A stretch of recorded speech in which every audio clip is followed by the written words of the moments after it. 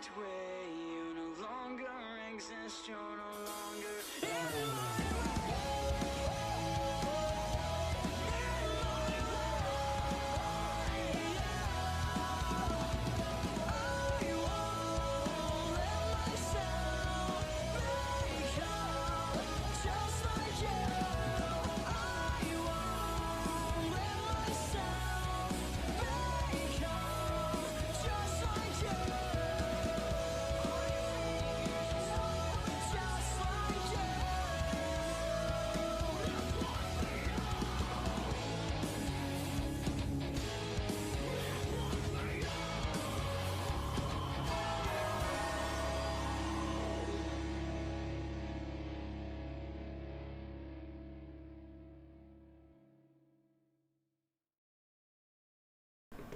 Welcome to AfterMat, your source for WWE pay-per-view recaps. I am your host, the People's Champ Cal, and alongside me as always, I have my tag team partner, the Glamazon Anjulie. What's going on, Anjulie? Hello. Living on the East Coast during a winter storm is not for the weak, I'll tell you that. Yes, definitely. I mean, I love it, because you know me, I love snow so much, so I say bring it on. I wish it was like Game of Thrones where we have years and years of straight snow. I would love that. That would be great. But you know, so we should say that now. When you come down here and shovel out my I gotta shovel my own house, so I got a snow blower. But yeah, with that said, I want to make sure we know that there is a major nor'easter going on in the northeast east coast of the United States. So if the broadcast shuts down, most likely I lost power. So just so you guys know. But with that said, let me go ahead and introduce. We have two special guests today. First, on top right, we have both of them are supporters of the channel as well as AfterMat, and we had something where we said if you guys want to ever join us for your favorite pay-per-view, let us know. And I think Entertain got to me first saying like, oh, Royal Rumble is his favorite. So I said, okay. I know Big Time also said that as well at the same time. So I'm like, we'll have them both on. Unfortunately, Big Time scheduling did not work out, so we have another guest in lieu of him. But first, let me go ahead and introduce Entertained, a huge wrestling fan. What's going on, Entertained? What's up, guys? Yeah, very excited to join you. Yeah, I've been watching you for a long time now, and you know, big wrestling fan. So it's fun to kind of marry the two together and get to talk about it on your show. I'm very excited. The only thing I'm upset about is that you don't have your awesome chair on today. Because as we know... No, you can see how the sausage is made here, though. With old green chicken, so it's good enough, right? And another person you guys are probably very familiar with, because he's usually at my streams and such, like that. And but he's usually streaming at the same time now during this. So he's finally getting to join us on AfterMat, and that's Willow the Firefox. Welcome, Will. Hello, everybody. So, yeah, Will's a very big aficionado also of the Royal Rumble. He keeps stats from the inception of the Rumble prior to him being born. So that's very impressive. He actually went into a time machine, went back in time, sat there in the front row of the Royal Rumble of every Royal Rumble before he was born, and wrote down notes and everything. So that's why he knows about all the stats for the Rumble. WWE actually calls him and asks him to confirm stats. But before we get started, I'm going to start with work my way back around that way again and ask, without giving away like your overall grade and all that, Will, how'd you feel about the Royal Rumble? Just quick thoughts. One of the best Rumbles in recent years. Yeah. Same question to you, Entertained. How'd you feel? Yeah, I really enjoyed it. You know, I thought a lot of hard-hitting action, and it just it's a good event. You know, it's an event that kind of, you know, makes itself entertaining with the surprise and intrigue and all that stuff. Yeah, and Delisha, I know you're a big fan of Rumble as well. How'd you feel about this year's? Yeah, this one and Mania are always vying for my number one spot depending on what's going on with the two pay-per-views, but I enjoyed it. Yeah, I think what Entertainment said the best is like the surprise, the aspect of surprise, because you always want to see those great people come back and you know, cheer for them and all that kind of stuff. Did we get that this year? Maybe. We'll find out a little bit later. But I mean, I thought it was all right. Like, I always look forward to the Royal Rumble. It's one of my favorite events as well. Like, just like you guys.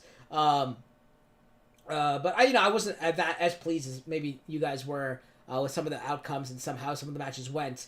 So we'll get to that when we get to our breakdowns of each individual match.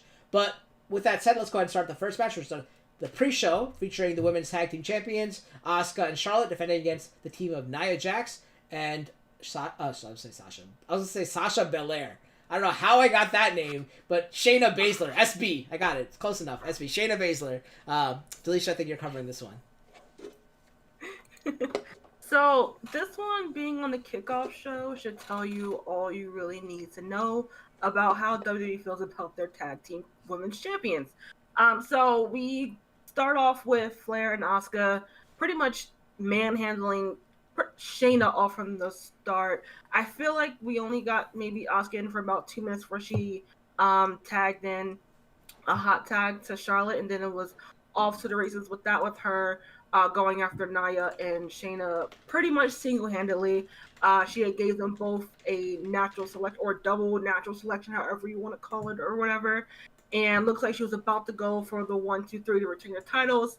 And then lo and behold, Ric Flair's music hits. And if you haven't been following the scene on SmackDown, on Raw, that she's been in this, you can't really call it love triangle because that would be gross considering that's her father. But he's been involved with Lacey Evans, if some which way. They haven't really disclosed what exactly the situation is all about, but pretty much you can probably think Lacey's just trying to get exposure through Ric Flair. But anyway, so it doesn't sit well with Charlotte. But because of distraction, we had Rick distracting the ref on one side while he had still something to Lacey, and she had hit Charlotte with a woman's right, causing her to be knocked out, and for Nia to do her patented leg drop and regain the titles back for her and Shayna Baszler. Pretty much standard. I really hated the match because they really made Asuka look weak. They made Shayna look weak to forgo this feud between Lacey, Rick, and Charlotte. It's really a big old mess on Raw. And having the women's titles go out this way did not help.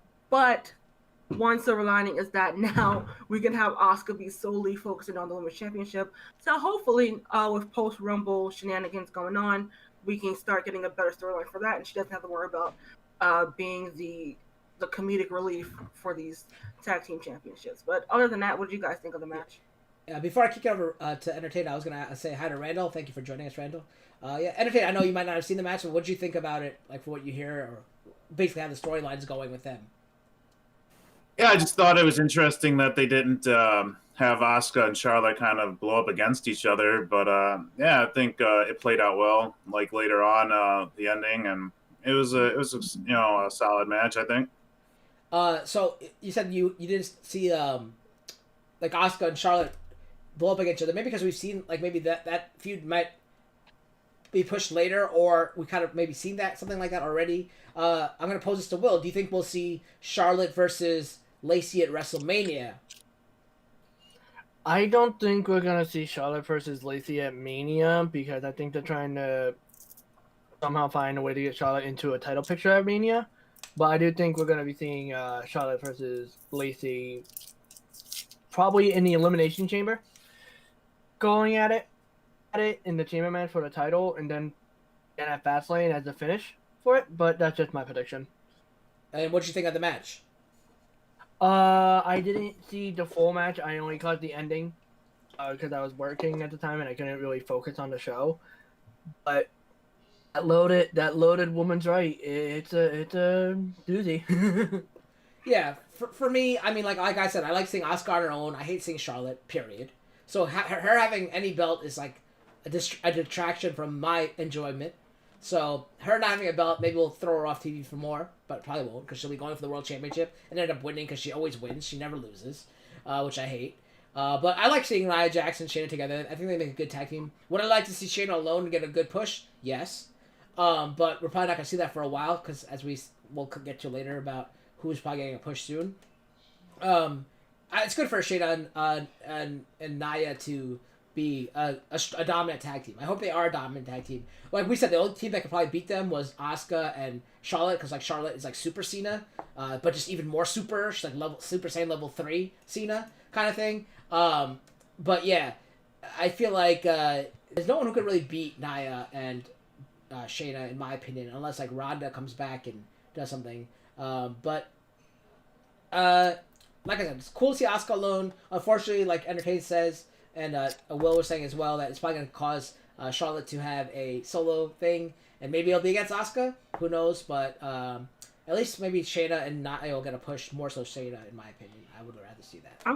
I hope so, because they are doing a women's Dusty Tag Teams Cup, so hopefully, maybe just like the men, they will get a future title shot at some point to at least, give something new to the tag team scene. I feel like we say this every time the women's tag team titles are or not on the line. Basically by now they're just props for the women, but hopefully with the women's Dusty Cup, we can at least get even if they don't win it off, Nia and Shayna, at least give them like some fresh competition to go after. Especially if they're gonna let them defend it on NXT, then you're gonna get an actual good match, so it'll be worth watching. Let me ask you guys this, and if anybody to jump in and answer, who do you think has been, like, I don't know like NXT that well enough. Who do you think has potential of beating these two? As in, besides Charlotte and Asuka, like I said, because they're like super Cenas. Like who could beat Nia and Shayna? Does anybody have any idea of a tag team? Women's tag team. I was gonna say, before they got eliminated, Mercedes Martinez and Toni Storm were a very formidable team. Just from from Mercedes' sheer size, and she also has a similar MMA background like Shayna. If you saw them two in the Mae Young Classic a few years ago, they kind of like almost stole the show. So like having them two go at it, and also maybe right now Raquel Gonzalez and Dakota Kai, they're a very formidable team. Raquel she actually just beat Rhea 2 weeks ago in a last woman standing match. She's like this 6'2" tall, like juggernaut That's woman who can also about. go in the ring. So I really think that they could make a run. As far as like currently on the Raw and SmackDown roster, no one that they've shown that they could beat them. But it'll be cool to see Naomi and someone else team up to try to go run for it. Naomi and Omos. Put a wig on Omos and have him go in with Naomi, and they can win. Why are we friends? I would love that. Any Entertained? Do you have any idea who could beat them? And they changed Omos. Now they call him Amos or something. Oh yeah, Amos. Right Yeah. No, I think maybe the Riot Squad was looking pretty good yesterday too. Like maybe they could make a run. Mm-hmm. And then of course it's WWE, so just any two random, female superstars thrown together in a team on a whim, like would probably be the next good contender. I think it would have to take another returning superstar, kind of like how when Charlotte came back, to surprise them. Maybe like a Paige or somebody coming back. Obviously with her neck, but we saw Daniel Bryan come back. We saw Edge come back. Can Paige be the next superstar to overcome that? Maybe like a Paige and AJ Lee tag team coming together out of nowhere. That would be kind of crazy to see. Somebody like that could beat like these two. What about you, Will? Any thoughts on who could beat them? And if they were both coming back, I would definitely think Paige and AJ would be a great formidable team, because if you remember, AJ retired, I think, teaming with Paige at WrestleMania. So they have mutual respect in teams. But as for current teams, I would have to agree with Entertain and say Riot Squad. All right, well, we'll see where that develops, if it ever develops, or if it just goes to the wayside and then the women's tag team division is dismantled. We'll see. Anything can happen, right? Before we get on to the next match, let's say hi to Skye Inc. How are you, Skye Inc? Thank you for joining us. Next match is the opening match of the actual Royal Rumble pay-per-view, featuring your WWE Champion Drew McIntyre against Goldberg in a 60-minute Iron Man match. No, I'm just kidding. It was just a regular match, and basically, before the match starts, as the referee's putting the title away, did they say Goldust or Goldberg? Goldberg, whoever it is, it's an old guy. And the referee's putting away the belt, and as that was happening, Goldberg gets in Drew McIntyre's face and gets a Glasgow kiss. They fall to the outside. Goldberg spears Drew through the barricade, and then they come back to the ring. The ref's like, do you want to continue, Drew? And Drew's like, yes. Goldberg goes for another spear, gets claymored. Drew goes for the pin. Goldberg kicks out. Drew goes for another claymore, but misses. Goldberg hits 2 spears and a botched jackhammer. Goes for the pin. Drew kicks out. Goldberg goes for a 3rd spear. Misses. Drew hits a claymore. 1, 2, 3. That's the end of the match. That's all there was. Just basically 3 moves in the entire match. Oh, 4 moves. A spear, claymore, a Glasgow kiss, and a jackhammer. If you count a pin as a move, a pin was a move as well. So that was all the moves in the match. And that's all that happened. Much like every other Goldberg match we've seen, besides the last legit full match he had, which you can't even call legit because he damn near killed The Undertaker, and himself as well. That's like the last legit full-length match he's pretty much had, with more than 5 moves being happened. So basically, Drew McIntyre retains the title, and Goldberg kind of gives him a handshake saying, like, you did a good job, you passed the test. What kind of test is Goldberg? This is like taking the current students taking the SAT. Now they have a longer, harder SAT to take like a basic standardized test back in the day from the year that I took the SAT, which only had like 4 questions on it or whatever. That's like what that seemed like. What a wait. And then like I wish Big Show was Big Show. Yeah, I wish Big Show was here too. But I wish Big Time was here to defend this statement, because I know he wanted to be part of this AfterMat because he's a big fan of the Royal Rumble, and he tweeted, "Way to pass the torch to Goldberg." Goldberg hasn't held the torch since I don't know when. Maybe in WCW possibly, or maybe his first run when he first appeared in WWE back then. That was when he was pretty cool. But I don't think he's legitimately held a WWE torch like in a really long time. If anybody's gonna pass the torch, it's gonna be someone like Cena, right? Cena is like the guy to pass the torch nowadays. Even Taker, who's kind of out of it now, he still is like the WWE. He is the WWE, right? So I don't think that was a good statement. I don't think this was a good match. I'm glad Drew won. I know. Delisha texted me right away. I can exhale now, or I can breathe easy. Yeah, that was great. Welcome, Halo, as well. How are you? Yeah. Why do they even have the match? Can anybody just come back and say I want a title shot? Why not? Like, that's what it seems like. I don't know. I talk more about this match than this match actually took to take place. So I'm gonna kick it over to Will. Will, what'd you think about it? I know you came in halfway through this match. How'd you feel? No, I didn't see this. I didn't see this match at all because I was on my way home from work when I first loaded up the Royal Rumble on my TV to watch the pay-per-view. It Drew McIntyre holding the title up and Goldberg doing the handshake thing and like literally the end of the match. And I went back and rewatched it, and it wasn't really too nothing too remarkable for me, in my opinion. It was just a standard Goldberg match where he tries to quickly finish, and it just prolonged until Drew won because Goldberg couldn't keep up. All right. Yeah, what about you, Entertain? How'd you feel? Yeah, I think every match that Goldberg's been in recently is just him doing his finishes versus the other guy doing their finishes, and then someone wins. So I was kind of happy with Drew here because he has good momentum, and I think it's his year this year, so it's nice to keep it on him. Delisha, do you have the same thoughts? You're echoing everyone's feelings? Yeah. You know me, as you said earlier, I was just glad to see that Drew retained. I did not want a Goldberg win. So this match was as inoffensive to the fans as it could be. I feel like Goldberg might have won if they had like a Saudi show in between, right? And then like Drew would get a rematch and then maybe win it in Saudi Arabia or whatever they did. But I don't think they were having a Saudi match, so that's why Goldberg lost. I felt this is a waste of a match. Like I always say, people deserve spots on the roster and like get chances. Obviously, Drew had to face somebody, but it could have been anybody else. Like maybe brought the Fiend. They could have like changed the Fiend's angle and what they did. And made him fight him at Royal Rumble. That would have been a better match than this. And then I don't know. I just feel like it was like a waste of a slot of a match. Like we knew we have to have a title match. Almost anyone on the actual roster would have been a better match. It could have been him versus. I had the name in my head. Him versus Michael Cole probably would have been a better match than what we got. I don't know. But look, we got the result that was needed, and then we got to move on to even more fun matches. Yeah. Speaking on moving on, let's go to our next match. The build-up didn't make sense. What's up?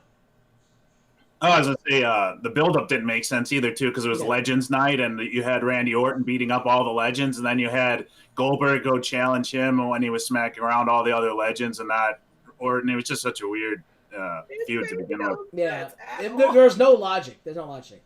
That brings us to our next match, featuring, I think, not that much build-up either. Maybe a few more weeks of build-up. The SmackDown Women's Champion Sasha Banks defending against Carmella, and I think Delisha's covering this one as well. Yeah, I mean, there was build-up, but we had just kind of had this match like a week or two ago, so it was kind of weird to see it once again. But all in all, spoiler, I do think this was a better match that they had last time.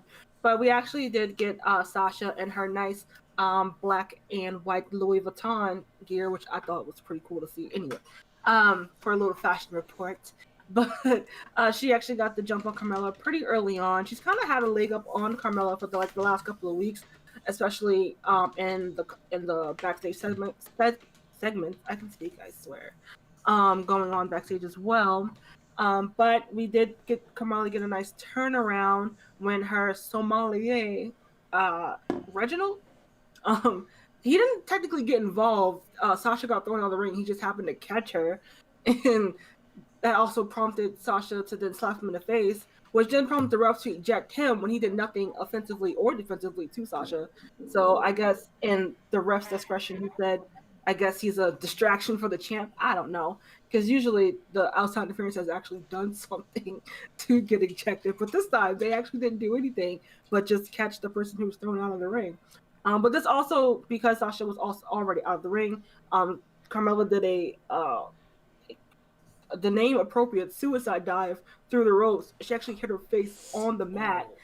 If you were paying attention closely, even Sasha had asked her if she was okay. But she was fine. She was fine. That's why we can look back at it. Okay, she was fine. And they would go back into the ring to where Sasha would try to get the upper hand again with meteor strikes and a lot of more leg strikes, trying to get Carmella into a bank statement unsuccessfully a couple of times. And then she would play up her knee injury, quote unquote knee injury, to where Carmella would then get back on track as being on top with all these kicks to the face, to the shoulder, just trying to wear Sasha down so that she can in turn get.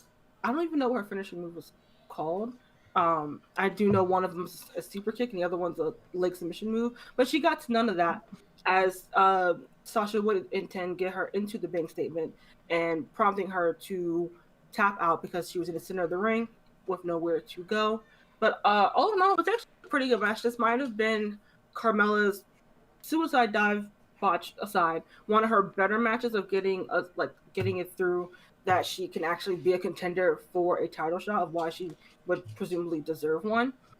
I don't know. This was a really good match to start off our main card women's foray of matches to come.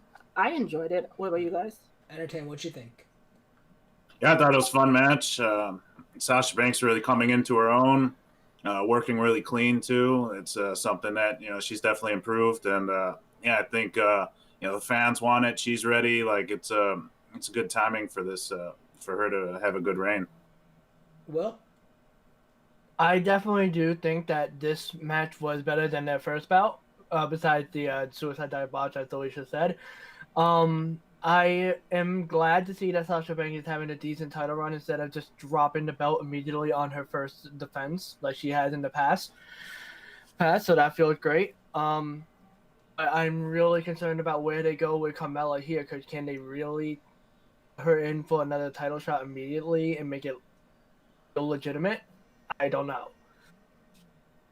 yeah, so for me, I actually like how they made Carmella look. I think she did a great job this match. This is Carmella's probably the best match I've ever seen her in. And aside from the botch you guys said, there was another botch, but it's a botch every time for her. So I guess you don't consider it a botch. It's Sasha's frog splash. That always looks terrible, and it looked even worse this time around because she landed on her feet first and then fell on top of her because she didn't want to take the hit of the knees. So that looked even worse. But other than that, it was a good match. I enjoyed it, and I think actually Carmella hit her finish. Well, not her awful super kick. That's a terrible thing. But her good finisher is that leg lock that she has. It's kind of like a modified triangle choke. That she did actually do in the match, I believe. And I remember seeing it, and I was saying this could be the finisher of the year for me. And I like that finisher. I think it's a really good finisher. It looks really cool for Carmella because I hate her super kick. Her super kick is god awful. They shouldn't even call it a super kick. They shouldn't even call it a kick. They should just call it ick. Get rid of the super and K and call it ick because that's awful. That's what it is. Yeah. So leave the that other finisher, the triangle. I like that, and I think that could be finisher of the year. In my opinion, I like that a lot. There's a bunch of other good finishers out there, but that's a great finisher. But great match. I thought it was fun. Other than I screamed out loud when I saw Carmella go through and hit her face. I was like, oh my god. And then, like, when I saw her do the frog splash, I go, oh, here it comes. I was talking to my friend on the PlayStation party, and I was like, here it comes. And he messed up. I knew it. I knew she was going to mess up, because she always messes it up. But it was fun. Good match, otherwise. I'm glad they made Carmella look good. Okay, the next match was the Women's Royal Rumble. I think Alicia's covering the Women's Royal Rumble as well. Yep, so buckle in, guys. There's a lot to go over. Or I'm going to try to cover as much as I can, but, it's the Rumble. There's a lot of things going on. You don't always catch them.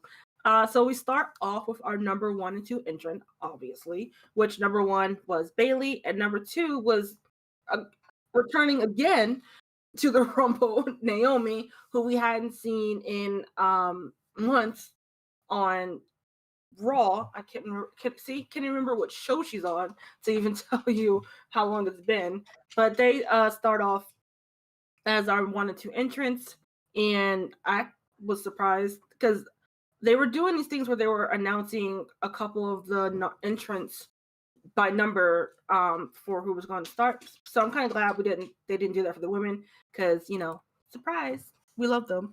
And so they're going out in the ring until our next entrant comes out. And lo and behold, it is Bayley's adversary over on SmackDown, Ms. Bianca Belair herself. And then after that, we had Billie Kay coming in, or not coming in, I should say, because she promptly takes herself to the announce table, which actually was actually pretty smart, just could just sat there until number 30 came out, and then until there was no one left in the ring, then she could have slipped in. But that was not her forte. She would proceed to then wait for every entrant to come out, a couple entrants coming out, to hand out her resume, which if you have not seen Billie Kay's antics on SmackDown, you're missing out on just comedic gold. She is a star. She should be a star, I should say, and they just teach her as comedic fodder. But as far as those handing her resume, she will hand it out to number 5 entrants in Shotzi Blackheart from NXT. And as well as a couple of other contestants, but they would all decline until I believe Shayna came out, and I think she even tried to choke Billie as she tried to hand her resume, and which would promptly, as I would do, go back to the desk and be like, I'm not going to deal with that. Until we got our next surprise entrance coming in. I don't remember what number she came out, but we got a return of Jillian Hall.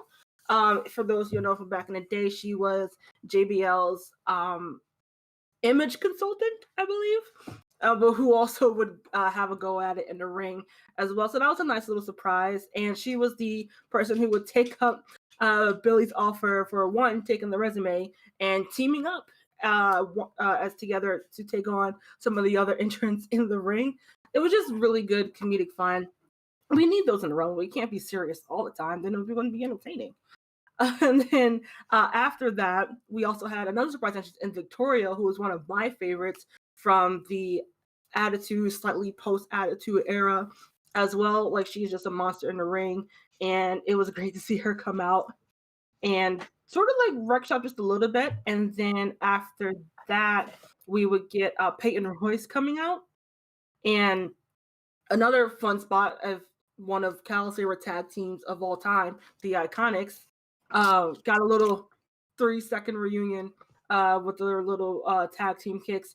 And I just thought this was funny that Peyton's one of her finisher is now the Widow Speak, which is Victoria's move. So she did it, and then Victoria was like, "Excuse me, miss," and then proceeded to do it on her. So I just thought that was a little fun nod, or almost sort of a passing of the torch as well. Hopefully, I don't know if she stole that. I don't think she stole that move or not. I'm pretty sure she got her blessing. And then after that, we would get a lot more participants coming into the ring a lot more quickly. I posed a question on Twitter if they were coming out faster than usual. I thought so, but apparently maybe not. I thought it was every 2 minutes, but it's every 90 seconds or a minute and 30 seconds. But I still think they were coming out faster than we've seen them before. I was trying to time it, but I don't know when their actual clock starts, so I couldn't give proper analysis on what was happening. But and then as we get later on into the match, we have for us kind of who've been watching NXT, a return of Rhea Ripley because we hadn't seen her in a couple of weeks since that last NXT show, New Year's Evil, which was kind of like a takeover but not a takeover. And then her and Shayna would just start clearing out the ring. I believe the first elimination would be Shotzi by Shayna, which if you were paying attention for NXT, that kind of was a little revenge for Shayna off of Shotzi. If you actually want to know what happened, I'll answer it in the comments. And then we had other eliminations of Victoria being choked out by Shayna over the ropes to her just flopping down. And then I believe Rhea had 2 eliminations after that as well. And then the Queen comes out. And so, things are really going to pick up now, guys, because, the Queen's here. And, of course, she's going to be pissed. She just lost her title. So, of course, she comes in and just, as Kyle says, she goes Super Saiyan. And as Record Shop, I don't know if she had any eliminations yet, but she was just, like, forearm people left and right, because no one can touch her. Until the only thing that can touch her is the sound of her own dad's music hitting. That was the proper distraction. But it wasn't Ric Flair coming into the Rumble, thank goodness, because we don't need that. It was actually Lacey coming out in a Flair-esque robe. So, of course, that distracts Sasha. They actually get out of the ring and really just whipping her tail all over the place to where the actual feathers of said robe was coming off into the ring. I actually thought that was pretty funny. I don't know if it was because if that was like an optic of it being a cheaper robe than Charlotte and Rick's. I don't know. It was just funny. And so you have that kind of like miniature rivalry storyline going on one side, while we still have participants coming in the ring with the likes of like Mickie James and Alicia Fox, which we haven't seen on television, I want to say in about a year or two, or maybe we have seen her, I think we maybe saw her Legends Night, but we hadn't seen her in a ring doing wrestling things in quite some time, and we would still not to get to see that because right after that we hear R-Truth's music hit for some reason, but he's being followed by the 24/7 pursuits. Again, if he was already running from them, why would his music hit? I don't understand that logic, but he would rush to the ring, distracting Alicia to the fact that where she would get thrown out, and because of that, she would go give R-Truth. Actually, no, she rolled him up in the ring to become the 24/7 title, but because of the distraction, she would be distracted and get thrown out of the ring. He would roll her back up to regain the 24/7 champion. Just madness everywhere. Which usually I wouldn't mind, but I would have minded if it stayed out of the ring, not in the ring, because come on, guys, it's still the Rumble. Carrying on as we return to our Nightmare in Charge being Rhea Ripley again. Just wrecking shop along with Shayna and also Belair, who has still been in there from the beginning. Also, I forgot, because of that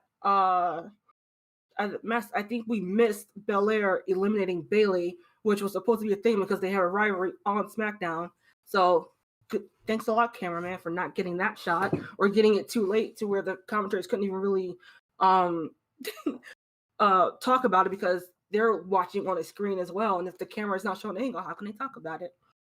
But then we get back to more people coming out, and we get everyone's favorite, especially our panelist here, Alexa Bliss, in her, I don't know what this persona you would call, kind of like the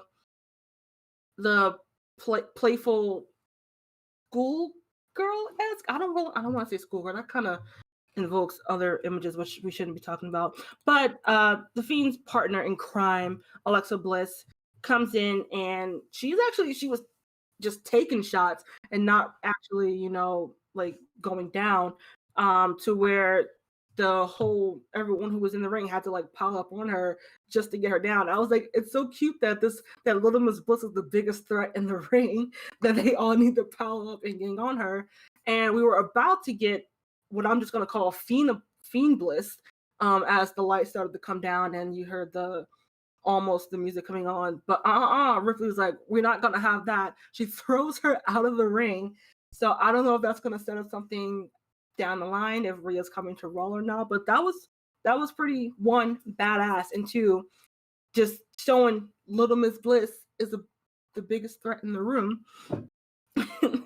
And then after that, we would get our number, I believe she was number 29, or no, 28, which would be the return of Lana, who a couple of weeks ago was injured, or I don't know if she was actually injured or, storyline injured, from Nia and Shayna continually to attack her. But what I did like is that she came out with a serious face on, like, I've been taking so much and I'm not playing around this time, only to be knocked around again in the ring. Especially when number 29 would come out, which would be her adversary, Nia Jax. So I actually was texting Kyle. I was like, we have 6 degrees of storylines going all throughout this Rumble, which again was pretty fun. And then we would also, I believe, before number 30 would come out, Shayna gets eliminated by Nia, her tag team partner. She said, she gives a little shrug, like, what am I supposed to do? But which I never understood, when tag teams throw each other out when there's still plenty of people in the ring that they could have been going to force against. And then Nia then turns her attention to Lana, which the classic, I'm going to run and pull down a rope so you'll ruin some character over the top of the ring. Getting her little revenge on Nia for being a bully and eliminate her out of the Rumble, which then prompted them to attack our number 30 spot, which would be Natalya, and also attack other people in the ring, laying them all out before they decided, okay, it was time to leave.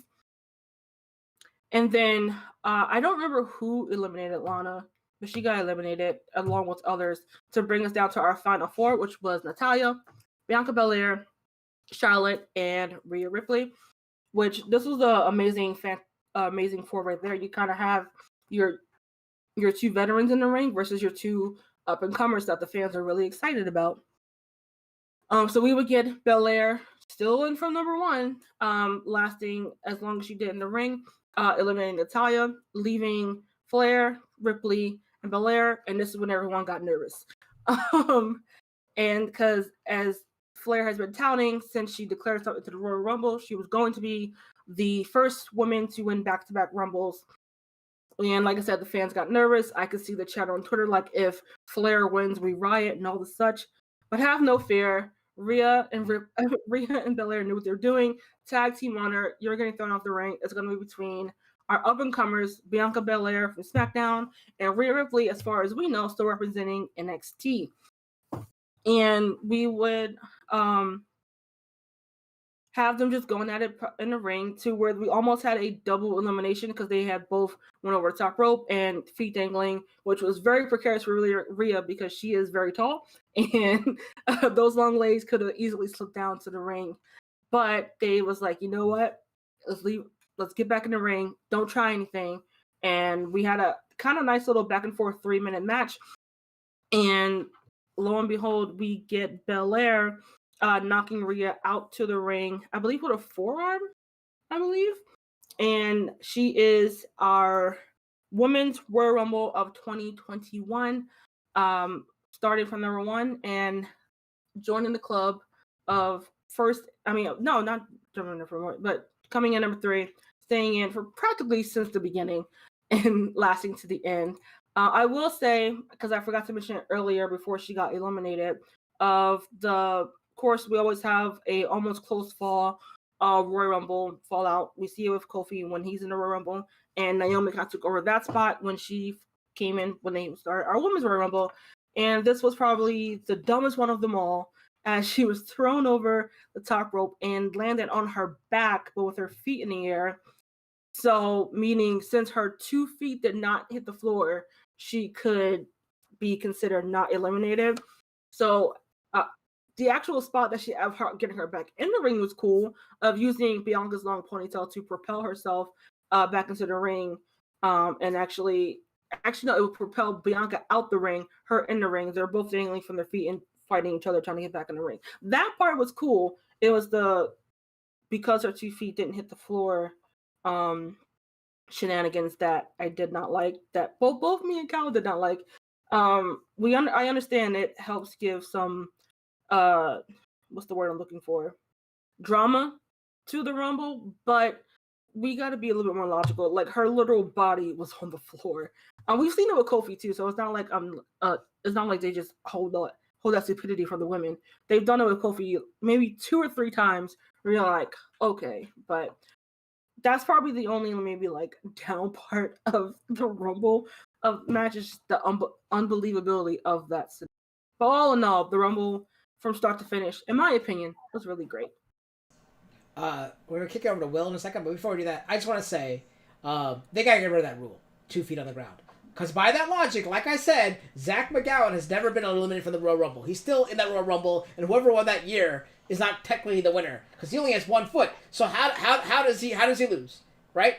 They gotta change like the football rule where any part of your body, like if it's your knee or your elbow, it's kind of like the football down by contact rule. They gotta change it to that.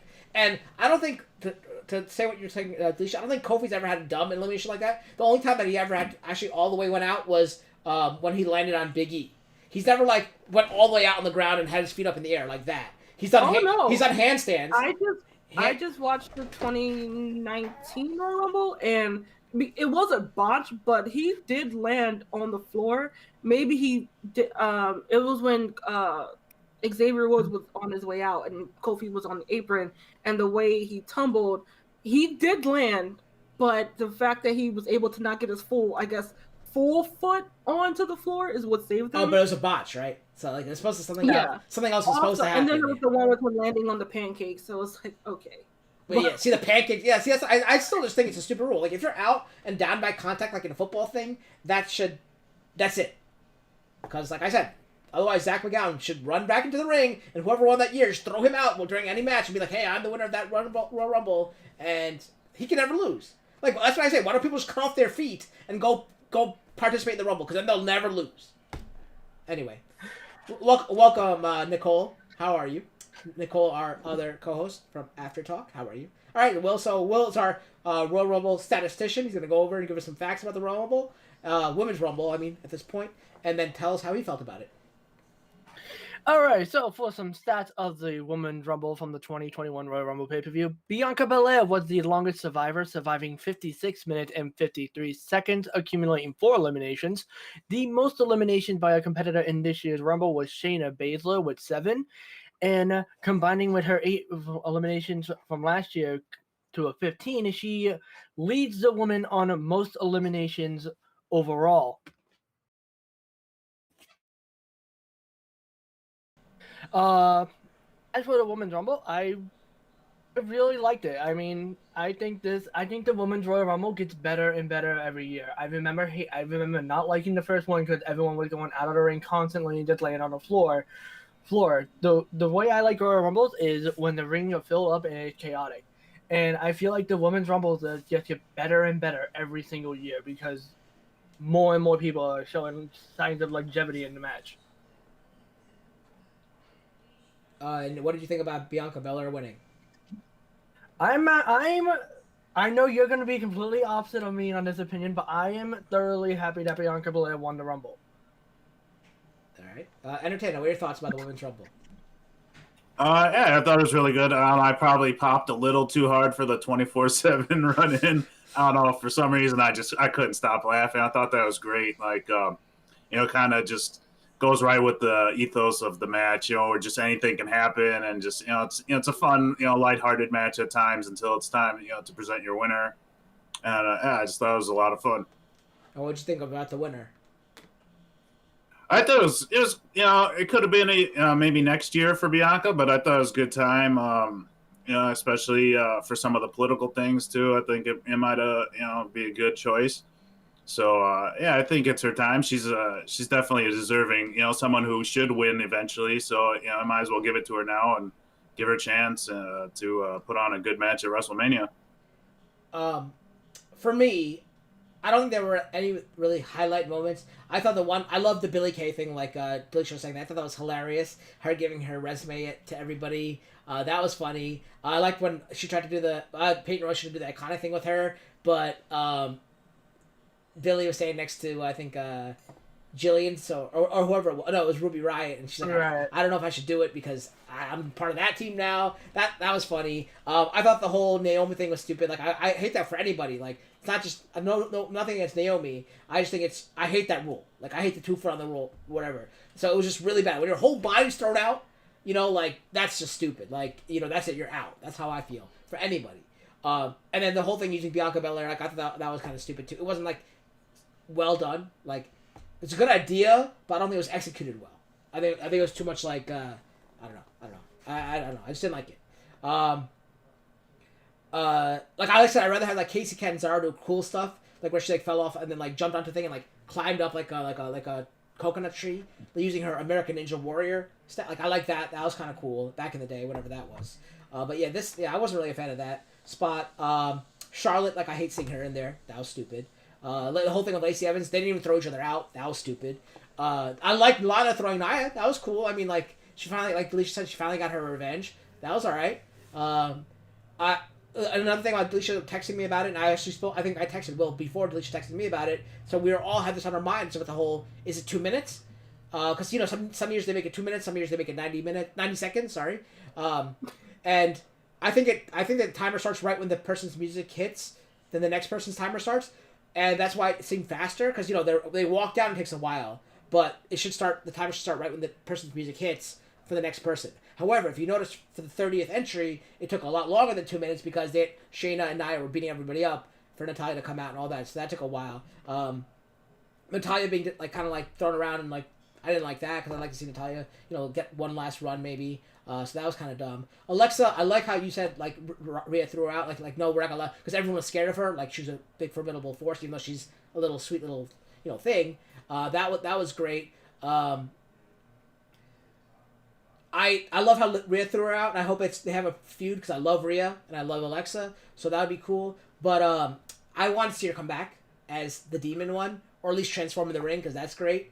But we didn't get to see that, so I was kind of disappointed in that. And when we get to the final thing, I was so happy I popped when Bianca and Rhea threw Charlotte out because I hate seeing Charlotte win. I hate seeing her win. But then when it came down to Bianca and Rhea, I'm a Rhea guy. We both love Vegeta, so that's awesome. And like I said, I told you guys before, I think I said it on the SummerSlam or Survivor Series issue, I am so impressed with Bianca Belair's athleticism. She really impressed me. Like, she was showcased at Survivor Series, but I don't see her enough to be invested in her character. That is why I'm not happy with her winning. I'd rather have seen Rhea win, because I actually followed Rhea and watched her. Maybe if I followed Bianca more, I would have liked her more. But like I said, I've seen Goldberg on TV more than I've seen Bianca Belair on TV as of late. I didn't even know Bianca Belair was on. I don't even know what brand she's on. First of all, I don't know. Actually, I shouldn't even use that as an argument because I don't know any brand anybody's on. So the only people's brands I know is the champions, because obviously their belt is a certain color. That's the only way I know what brand somebody's on. But yeah, like I don't know. I just feel like she wasn't showing off that much. But maybe she is on Raw or SmackDown and she's shown a lot. Maybe, I don't know. But I've never really had to stop it, fast forwarding it to see her and be like, wow, she's really impressive, kind of thing. Like, she's never like been in a segment, like she's feuding with Bayley, which I don't really care much for Bayley either. So like, if I'm watching Bayley like in a feud, I'm not really interested. So I guess I had no idea she was feuding with Bayley until Delisha told me a little bit while ago. So maybe that's what it was. I just wasn't happy. I feel like Entertain said earlier before we got on live, we were talking about it and how we all felt about the Rumble, saying yeah, she could have gotten next year, which I completely agree with. Give her 1 year to develop, work her way up. She won next year, I would have been completely fine with it. If I seen her on TV more, I would probably not have to fast forward. But if I saw her pay-per-views more, even pay-per-views more, because I watch pay-per-views. So if I saw her at every pay-per-view leading up to next year's Rumble, like I would be like, okay, yes, now's her time. But out of nowhere, like it feels like it's out of like RKO, boom, Bianca Belair's the new RKO. Out of nowhere, she won. Like I'd rather have seen like Alexa win, Rhea Ripley win, even Lana, Mandy, like all these people who've been like doing a lot of work and been on pay-per-views. Like doing stuff. Sonya Deville, like when I saw her outside like talking at the beginning, I was like, I felt bad she wasn't in the Rumble. I'm like, what the hell? Nia even, like obviously Shayna I wanted, Shayna, Ruby Riott, like anybody like who's been around performing pay-per-views month in, month out. That's what I wanted to see. Like that's someone who I want to win. Like we know, Rhea Ripley didn't really perform at main roster things other than Survivor Series and then WrestleMania with against Charlotte last year. But yeah, like people like that who've been. So I guess not seeing our TV makes sense because you guys know I don't really watch it. I fast forward through it. But pay-per-views I do watch. And you know that I watch it like religiously, and I watch. So like not seeing her on that makes me feel like she hasn't been around, and that's why I was kind of upset that she came out of nowhere and won. So that's probably a better explanation than me saying I haven't seen her on TV. I say I haven't seen her pay-per-views consistently. But when I did see her though at Survivor Series, I give her a lot of props because she really impressed me with their. They really showcased her, and I was really impressed by her. So don't get me wrong, she's probably a great athlete, great maybe doing whatever she does. She is the EST, right? But I don't think I've seen enough of her for her to win a Rumble. But this could be like the thing where like now anybody that like Entertainment said anything can happen, right? Anybody can win. It's not about how much you've been on TV. Usually they try to push people who've been on and the universe is behind. But this is like, hey, this shows that anybody can win out of nowhere because all you gotta do is throw somebody over the top and be the last one in the ring at the time, and have 2 feet, basically. So yeah, that's all I'm saying. I do think because of you fast forwarding from SmackDown, I think that is the biggest detriment because if we remember, most of 2020 was between Sasha and Bayley. So a lot of those pay-per-views, it was them two going for the vying for whether it be a tag team title or being in the title picture. And so we didn't really get a lot of any other ladies, honestly, on the pay-per-views, except for maybe like in some sort of like segment or whatever. So once Bayley and Sasha were done, then the other ladies can get a chance. But remember, when Sasha won, it was Carmella time, and she's been the one featured on the pay-per-views. So if you weren't watching SmackDown, then yeah, you wouldn't have seen the pushing and the elevation, I should say, of Bianca once she got drafted to SmackDown. On Raw, she wasn't really given much to do because by the time she was on Raw, we were in like peak COVID matters, so they weren't really focusing on building new stars in the first place. So you would have had to have been watching NXT for the last 2.5 years, where she's been featured heavily in almost getting the titles and then in the title picture. Because right before Rhea and Charlotte, it was Rhea and Bianca Belair, and they put on a hell of a takeover match before Charlotte won the Rumble last year to go on and challenge Rhea. So, but if you're on Twitter like I am heavily, the fans were way behind her. They've been pushing for Bianca, I think, since her last Rumble last year when her and I believe Shayna had tied for as many eliminations. So the fans have been pulling for Bianca for a very long time, and now the writing staff and of the Up Highs have finally just pulled the trigger on it. That's why I believe that she's very well deserving of this win. And if you also saw her WWE Chronicle, she's come a long way of being in the wrestling career business to now, like, she's just an amazing, like you said, she's an amazing athlete. And now that she's being given the go ahead to just be her, I do think it's gonna bring on a lot more fans. And we all presume it's gonna be Sasha and Belair for the title. I just think that makes the most sense. And also we get 2 women of color on a WrestleMania card, which would be awesome. But whatever champion she goes after, it's going to be a stellar match, and I'm just looking forward to it. I want Mania right now. I feel like we can kind of equate it to Shinsuke winning, right? When Shinsuke won, he wasn't really big in the main roster. He came straight from like NXT and was really big in NXT. So I guess we could chalk it up to that. But the fans being behind her doesn't mean anything to me because the same fans are also behind Daniel Bryan, and nobody likes Daniel Bryan. So that goes for that.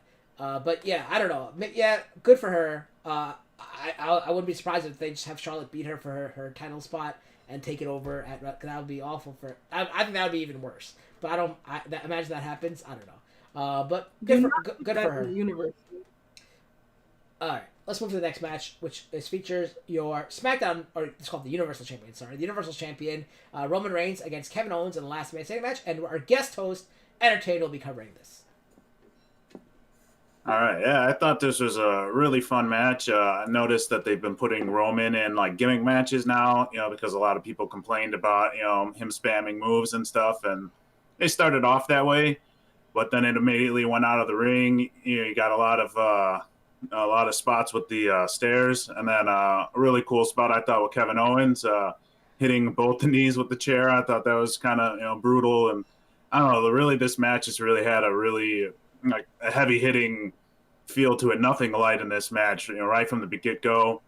I like that spot there where they went up in the Thunderdome crowd and threw Owens to the table. That was pretty nasty. Then the other spot with the swanton from the crane was a really good spot. It was kind of took a while to set up, but I think it was executed well. I also like this gimmick better than like say a I Quit match because with the 10 seconds it's it's cut and dry unless you're handcuffed. It's 10 seconds. It's 10 seconds and then you get up. So it kind of kept the pace moving. With all these big spots.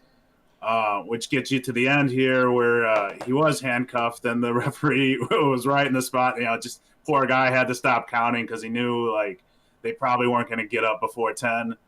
And then the rushed finish kind of like because it felt like just everything got like the universe just kind of stopped like during that minute, or just everything. And like you could see Kevin Owens just clearly standing there waiting and very fast finish. With the guillotine choke, but I just like the realism of the match, using guillotines and more, kind of just, roughneck back alley tactics as opposed to an in-ring style. Very good match. No interference too, which I thought was a great point. I was getting sick of watching Jey Uso or just anyone run in there and interfere with it. So, I would give that probably, in my opinion, it was the match of the night. Yeah, Delisha, I think your camera went out, so if you got to work on that we'll get back to you in a second. I feel like I agree with you. Like I really enjoy this match. I know I texted Delisha in the beginning of the match saying like, God, I hate last man standing matches because usually it ends with someone putting like a forklift onto somebody else so they can't get up, or a car on top of somebody else they can't get up, or they handcuff somebody and they can't get up. Well, what did we see this match? We saw a car, a forklift, and a handcuffs, right? But luckily none of it really contributed to the ending in a way. Another great spot, I think that was the golf cart, because out of nowhere, like you see Kevin Owens walking and then boom, golf cart out of nowhere. Or Roman Reigns, whoever it was that got hit by. One of them got hit by it, one was driving it. That was hilarious. I thought that was great. Yes, the forklift segment took way too long, or the spot took way too long. Also, he's laying down, so I don't know if that counts. Maybe his knees are off the ground. I don't know. The rules are always like ebb and flowing, so that kind of upset me as well. But yeah, Swanton was great to see. That was cool. I love how athletic Kevin Owens is. Unfortunately, he doesn't get as much, time as like we'd like to see him get. But he's having a great feud with Roman. And then yes, let's get to the end where the handcuffs happened. And I was telling Alicia, like, dude, he could stand up. Like he could stand up. Like I think I told Alicia. I don't know who I told. Maybe I told Skye because we were in the PlayStation chat. Like he could definitely stand up. From that, he can get at least off onto one knee, which counts as like being up according to WWE rules, right? He could have got up, but just to sell that he couldn't get up, like he was handcuffed very well. Like I like that handcuffed angle, meaning like he was kind of low, but like you could definitely tell he can get up because we'll find out in a second that he can get up because when Paul Heyman couldn't undo the handcuffs and the referee is stopping, counting because obviously there's a botch, Roman Reigns gets up. Roman gets to one knee and they're like, oh, I guess that counts as a vertical base, so let's not count anymore. That's why the referee's not counting. And then Roman actually stands up while being handcuffed, well, kind of squatting, but he's on both feet now. So he's technically out of the Royal Rumble, right? So he was like, finally they get the handcuff off, and that's when they do the spot. What I liked, when I told Alicia in the beginning of the match, I just said, I hate the last man standing matches because they usually end by someone being put down with a forklift and putting something on top of them, or driving a car or ambulance on top of them, or tying them down, right? That's usually how those matches end. It never ends legitimately. This one ended legitimately, like you said, and I loved that this one ended legitimately because it was a guillotine choke, like a real MMA move that could knock someone out, right? Cut off their airflow and knock them out cold. And I love that it ended like that. So, besides the botch, this is definitely the match of the night. But we could chalk it up because I feel like every match had a botch. But you know me, when I see the botches, I'm going to get on them because that's what I do. It's my job to get on the botches. So that really upset me, the handcuff thing. If that went smoothly, this could be candidate for match of the year. I mean, I could still be candidate for match of the year, but that botch really bothered me. Like, that was just like, well, we're going to change the rules on the fly, kind of thing. That takes away from the point of Kevin Owens handcuffing in that fashion. Right? Like, he handcuffed him in a certain way just so he couldn't get up. So we're going to stop counting because he couldn't get up? That takes away from the whole point of the match. So that's what upset me the most. But I'm glad that if it did have to end, like if there was no botch and the way it ended, I'm glad it won with a legit finish with a guillotine choke, choking somebody out so they're unconscious and then they count to 10. That was the best part of the match, in my opinion, besides the great spots we had, actually ending in a legit way. The botch took a lot of pegs off of it for me, because why are you going to penalize someone for doing it something the right way to win the match? So Will.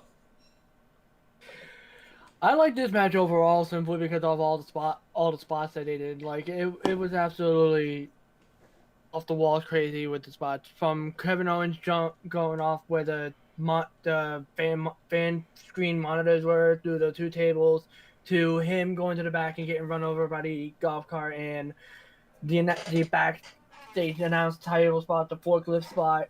I do agree that the whole handcuff thing like cut the momentum of the match and really stole it down for me, because like the referee you could have counted to 20 and Roman would have still gotten up for those handcuffs. So Kevin Owens should be the Universal Champion right now. Right, in my opinion. I mean, I don't know if he should be wait, because basically Roman should just got up, because he could have got up the entire time, right? He should just got up, and trying pulling out, like that would have made it more sensible, because he's up, so that like he would be covering the referee. I know the referee's job to cover the wrestlers, but like he could have like, if you're thinking about it, it's a last man standing match. You have to get up. Eventually, he could be like, he could like twist it in a way, like he could like twist it back around towards the back of the stanchion, right? So that he was closer to where he was actually handcuffed, and then stood up. So the announcers could have been like, oh, he maneuvered away to be able to stand up, right? If he thought on the fly, he could have done that. But I guess he can't think on the fly, because that's what Cena got on his case for when they had that one segment in the ring. He's like, what? This is called live television. You should be able to think on the fly. Here we are breaking the fourth wall now because you can't keep up with my promos. He said that, Cena said that to Roman Reigns at one time. So, they could have got around that. If I was a referee, I would be like, hey, angle yourself this way so that you can I would have whispered something to him. Think on the fly. It kind of it brought it to a halt, and that kind of that was the point of the match, not to get up, and he couldn't get up. So why didn't he win, right? So you think about that. But Delisha, your thoughts? I'm pretty much on par with all you guys that it really was a good match, and it really conveyed how much these two didn't want the other person to win that bad. Roman so much as saying that if he cannot get up, or which is basically quitting, he can't go home. So that was, I actually thought that was funny. I did like the fact that when originally when the ref was almost counting 10, he just banged the ref into the platform there, and I was like, well, if you can't count to 10, doesn't count. Thought that was fun, and yeah, like you guys were saying, the not being able to get the handcuffs off in time, kind of took you away from the match. But it is what it is. It's I'm not really blaming it on Heyman at all, because he's older. The eyes aren't working as great as they used to be. I think he was focusing so much on the key that he probably didn't realize they're probably not real handcuffs. He probably just used that little lock thingy on the side and just got him out. But but I do think it kind of does go on Roman, because he could have just squatted, honestly, and been fine. But maybe he wasn't thinking, because he was so focused on not trying to get the handcuffs off, and realized if he just stood in a squat position while Heyman got the handcuffs off, fine. Another way they could have got around that is that Heyman, being a veteran and a producer and stuff like that, he knows how things work, right? So when the referee came out, he could have just whispered don't start counting yet. Keep checking on the other referee, and then once they got the lock, they could have got the lock undone, right? And then Heyman signals to him, start counting now, and then show Roman struggling for a second, and then undoing the handcuff. They could have worked it out. He also could have just punched Kevin in the face and had the ref start counting for them both, but I digress. Yeah, but yeah, I'm just thinking of back behind the scenes things they could have done. Well, on the screen, but behind the scenes things that they could have done. Or they have earpieces too. Vince McMahon said, "Don't count, don't count, don't count." Check on the referee, give Heyman time, kind of. There could have been things. That botch really, really bothered me. More so than any Sasha Banks botches we've seen with their frog splashes. That bothered me more. Still wasn't worse than One the 2 feet on the ground thing, but yeah. One last thing I want to mention before we move on from this match. This is the match I wish they put the 24/7 spot in, because they went to that backstage area where they had the other wrestling rings set up. What they could have done was had Kevin Owens was heading back there. You see R-Truth and all the wrestlers in that other ring running around back there trying to catch Truth for the belt. I would have more wanted to have the 24/7 spot here than in the Women's Rumble match. Yeah, Delicious text to be that exact what you said. That I agree. I text you that also. I agree with that. All right, this brings us to our final match and to our other guest hosts. We're going to be talking about the men's. We forgot to mention that the rules of Royal Rumbles, they either come out every 90 seconds or 2 minutes, and apparently both feet have to hit the ground. If your whole body's out and you have 2 feet, they both have to hit the ground. Maybe it should be all your feet should hit the ground, because if you have 1 foot, then okay, that makes sense. But however many feet you have, they have to hit the ground. That's how they should say it. But they always say both feet. So. And the winner usually gets a shot at the champion at WrestleMania. I say usually because sometimes, I think one time it happened where they fought each other before the WrestleMania just so they could set up a different match for WrestleMania. But yeah, now this brings us to the men's Royal Rumble. Champion of the choosing, right? Because that's now it's 2 champions, so or 3 champions because you can go for NXT as well. Champion of your choosing. We're talking about the men's Royal Rumble now, and Entertainer, our other guest host, will be taking over. Oh no, sorry, Will. Will. I was looking at Entertain's video, so I was thinking of Entertain, but because you were not. Okay, my bad. Will's taking over. Sorry. Yeah. No worries. So the Rumble. So before the ring announcer can even get to the rules of the Royal Rumble, Edge is coming out at number 1. Apparently, Edge and Randy Orton switched because not 1 and 2 were announced before the pay-per-view. So I remember they were announced on Saturday, and Edge came out, and before the match even started, before Randy even completed his entrance, Edge is already running up the ramp, going after Orton. They fighting outside the ring. Then they get in the ring, bell rings, Rumble starts, and they just continue brawling around the arena. And then Sami Zayn comes in at number 3, and he comes out with his team and kind of grounding his conspiracy because he's the 3rd entrant. And he waits until Randy and Edge get back in the ring, and then starts teaming with Orton on Edge. And then Mustafa Ali comes in at number 4, and he teams up with Sami and Randy on Edge because remember Ali says these Hall of Famers and part-timers shouldn't be coming in and taking their spots.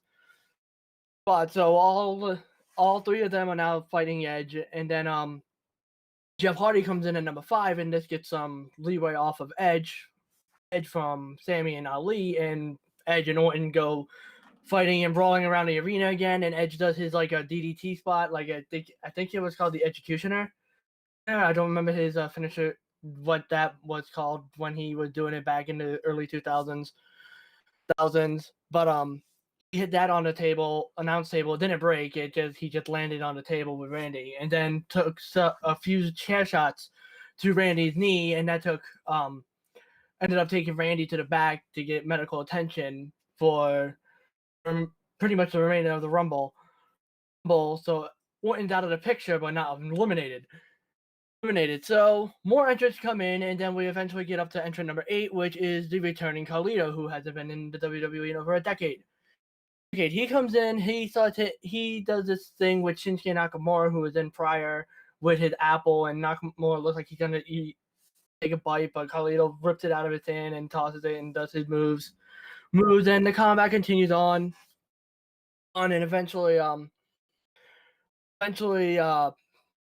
Which comes in, then Big E, John Morrison. Big E actually ended up eliminating Sami Zayn, and then I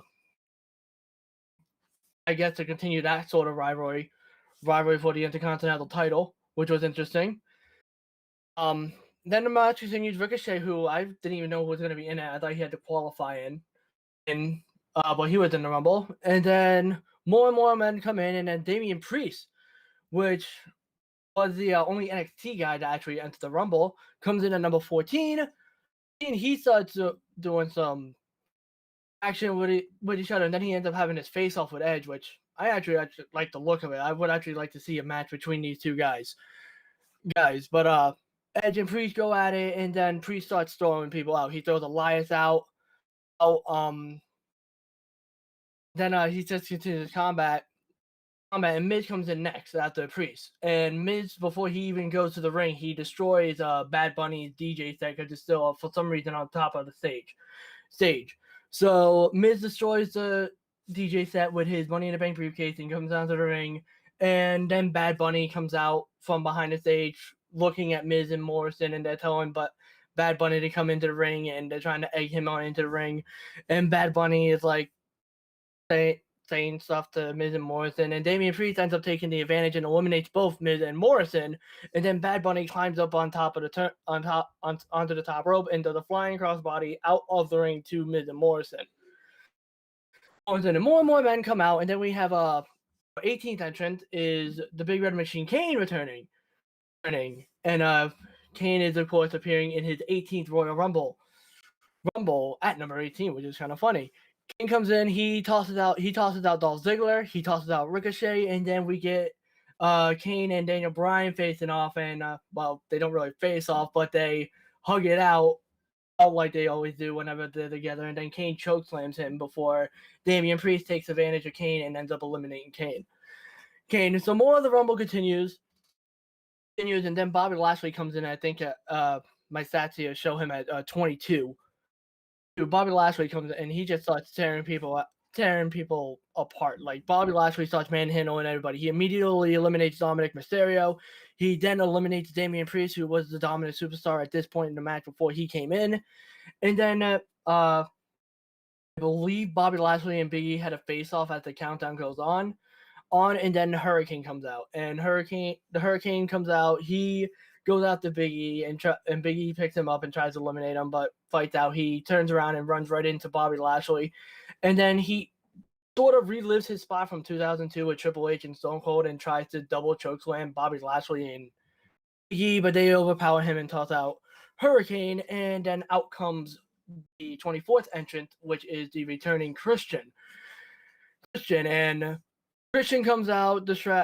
Bobby Lashley is like staring down Christian for I don't know why. But when Christian comes to the apron, Matt Riddle, Big E, and Daniel Bryan all go after Lashley, and then all three of them, as well as Christian from the outside, pull Bobby Lashley out and eliminate Bobby Lashley.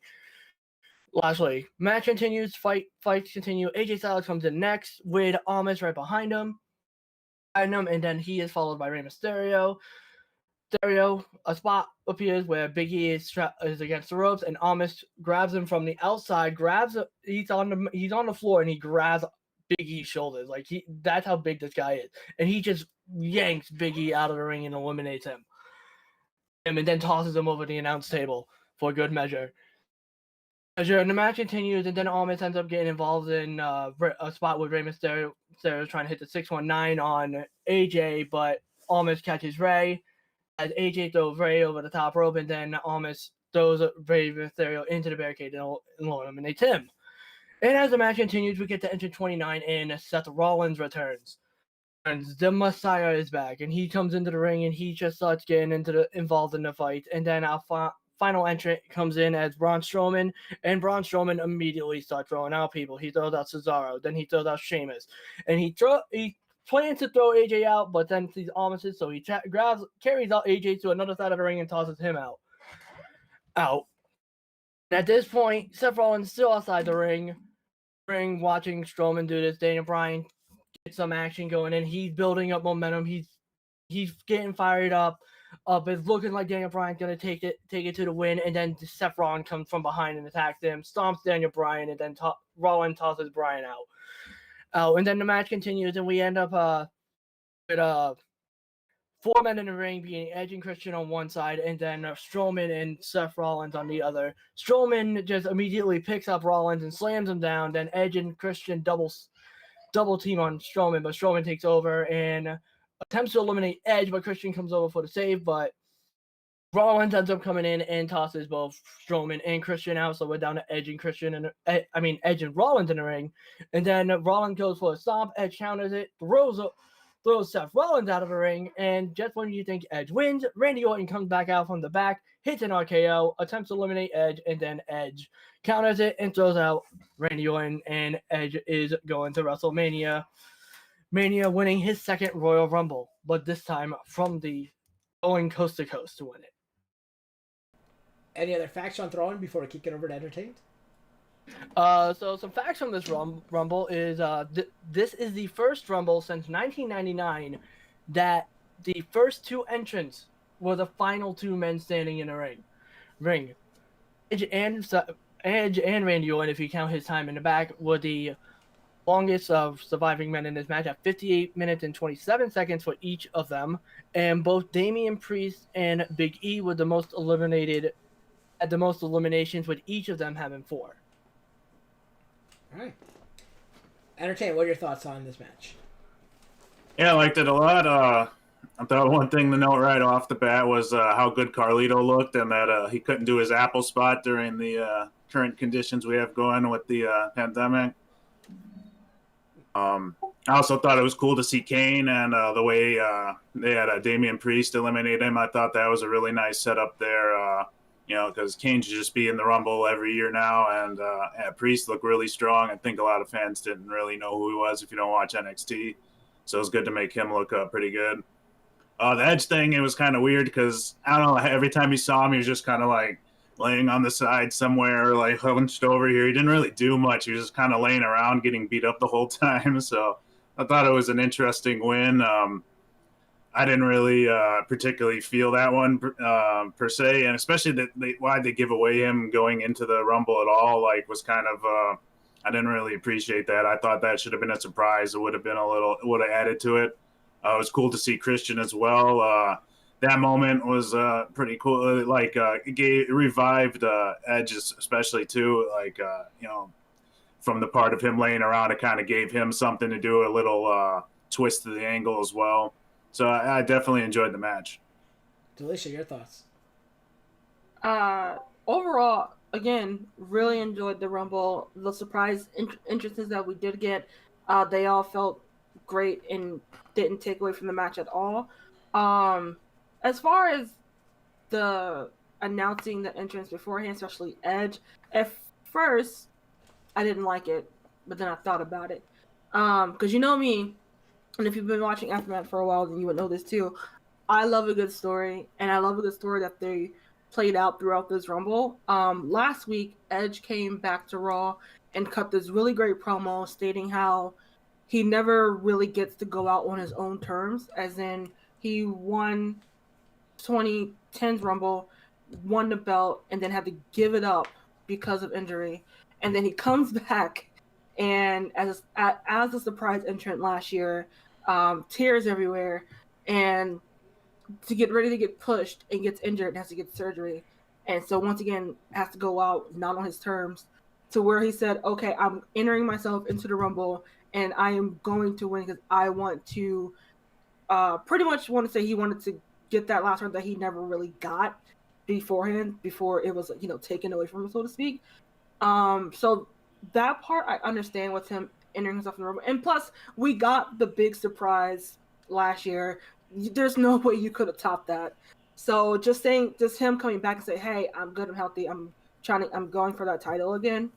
Great. And then to have him enter as number 1 and last all the way to the end, again, just really good storytelling. And I know people were like, well, why is it the veteran? Why is it this guy? Why couldn't it be someone else who really could use a push? But, like, for reasons I just said, he cut a really good promo explaining why he needed to win this Rumble. And honestly, I'm on board. I'm excited to potentially we all pretty much depending on even if it's against Roman, even if it's against Drew, either way, it's gonna be a good match. And I feel like because it's Edge, they're probably gonna give it a good story around it as well. So that's why I don't particularly mind it not being there was a plethora of people who could have used the Royal Rumble win to propel them into stardom. Like, I would have been, personally, I was rooting for Big E, even though I knew they wasn't going to give it to him. But, overall, the Rumble itself was great. Carlito looks fabulous. Poor Ricochet, technically, he shouldn't even been in that match because he lost to AJ, which was a qualifying match, and he lost. So he shouldn't have been there in the first place. But we just buried him once again, so I don't know what's going on with that. But all in all, overall, really enjoyed the Rumble. Really for once, I think I enjoyed the men's rumble start to finish for the first time in a long time. All right, so I got a bunch to say. First of all, Carlito looked great. Like, everyone started out with that, so let me start out with that. But did I want to see him there? No. Oh, I also love Christian coming back. Them hugging. Yeah. I want as my wallpaper. Yeah. So Carlito looked great, but did I want to see him there? No. Let's get the elephant out of the room. Daniel Bryan did not win. I am so glad. Anyone else could have won that Royal Rumble besides Daniel Bryan. Hell, Bianca Belair could have won the men's Royal Rumble. And I would have been happy as long as Daniel Bryan did not win, right? So that was great. All right, now back to the match, or more of the match. Edge coming out 1, awesome. As soon as Randy Orton went down, I think I texted Will. I texted Skye was on the chat with me, right? So I told Skye what was gonna happen. Texted Alicia. Here's what I think is gonna happen. Orton's gonna come back at the end when Edge thinks he wins. And then maybe Bray Wyatt will come out, or the Fiend will come out and stop it. I was pretty much almost right, completely except for the Fiend part. And all right, so that takes care of Edge. Yeah. Were there any great spots for me? I hated the what is his name? Bad Bunny, Buddy, whatever his name is, the bunny guy. That guy. Bad Bunny. Yeah, that guy. I as soon as I saw Miz break that thing, I'm like, oh god, this is gonna be awful. And I knew that was going to happen.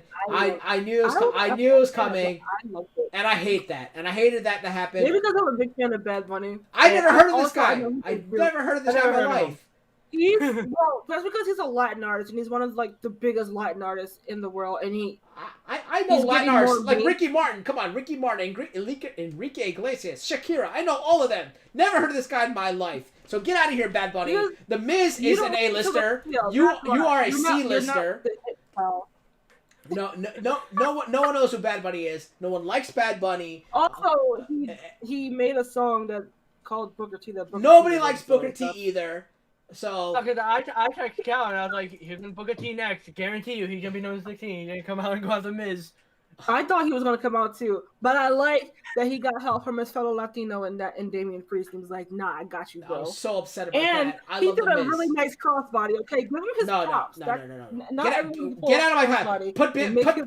Put Bianca Belair in the men's match instead. Anyway, Bad Bunny starts BB, Bianca Belair BB. They could be the same person, and no one likes either of them. So let's go on with the show. Unfortunately, Miz was eliminated, and so was Morrison. I love them both, and they got eliminated the stupidest way. Then they allowed some C-lister to jump on them.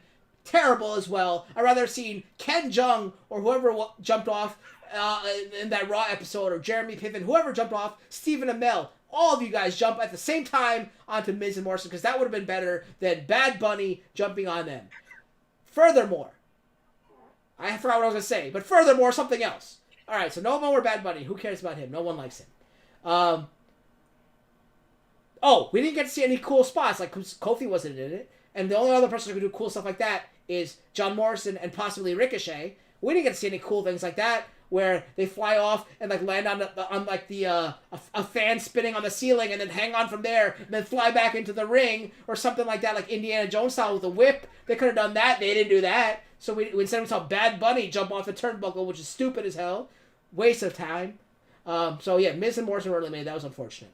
Another time I popped when Kane came out. I think I texted Will. I think I texted other people. I told them I love Kane. I love seeing Kane in there. I hope he comes out. And he came out, and I popped. The next time I popped after that was Christian. I love Christian. Edge and Christian. My favorite tag team, possibly. I love that. That was a great moment, too. Edge and Christian reuniting. Them hugging. That was awesome to see. Them working together.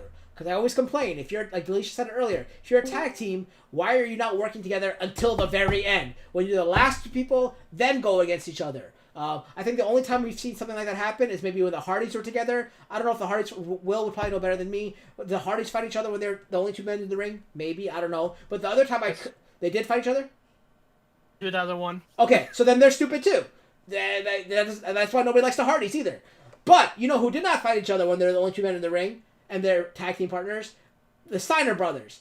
Rick and Scott were the only two men in the ring, and what did they do? They looked at each other and they said, should we fight? No, we're brothers and we're tag team. and they didn't fight. They waited for the next person to come out, and they double teamed him. That's smart wrestling, especially in the Royal Rumble. That's what should always happen, especially if you're tag team partners. And if you're brothers, then what the hell are you fighting for in the first place? Unless you don't like each other, like Owen and Brett back in the day, right? So that was cool to see Christian and Edge work together and not like try to throw each other out. That was great. And then the next time I popped was not for Seth Rollins, even though I do like Seth Rollins. I didn't really care much for his return. I didn't really want to see him back. It didn't really matter to me. Before we get to that, Hurricane came out, right? That was supposed to be a surprise. Why the hell is Hurricane coming out? I know why he's coming out. Will told me Keith Lee was supposed to be out, but Keith Lee got injured, so that's why Hurricane took a spot. But why not have any of the 470 other 2 wrestlers in the back that deserve it come out instead, right? They could have definitely had anybody else come out. Bianca Belair could have came out and won this Royal Rumble just so Daniel Bryan didn't win. But no, we had to get Hurricane, and it's a waste of a joke spot, right? That was pretty stupid. Could have had anybody else come. Samoa Joe could have got up off the commentating table, came in, and done some cool stuff, and then got thrown out. But no, we had to have freaking Hurricane come out. What were you saying, Will? What happened to Jey Uso? Wasn't he advertised for the Rumble, though? Nobody likes Jey Uso either, except for the 2-time tag team winning, tag team of the year winning for AfterMat awards. Other than that, no one likes him. Anyway, back to my diatribe here. Another great spot of the Royal Rumble was Amos, whatever you want to call him. They change his name every week because who knows what his name is. That was what you call an awesome valet, whatever you want to call him, bodyguard. That was great use of someone on the outside and his size and showing him off. That was amazing. Bro, when he picked up Big E, who was not a small guy, like Will said, from standing on the floor, picking him up and throwing him out like that, that was the greatest maybe elimination I've ever seen in the history of the Royal Rumble. That was amazing. And then like him saving AJ Styles several times, him stopping a 619, that was amazing. Then the whole joke at the end when he was about Braun Strowman was about to throw him out, but he switched sides. That was great too because that the almost was a threat. Almost was a threat. That was awesome. I loved Almost was maybe the best spot that wasn't part of the Rumble. Not like Bad Bunny. Let's go back to Bad Bunny, who was god awful and wasted my time and WWE time and network. They shouldn't have moved the camera. They wasted the camera oil, the grease that takes to turn the camera to show Bad Bunny come out. Get out of here, Bad Bunny. Nobody wants to see you. No one likes you.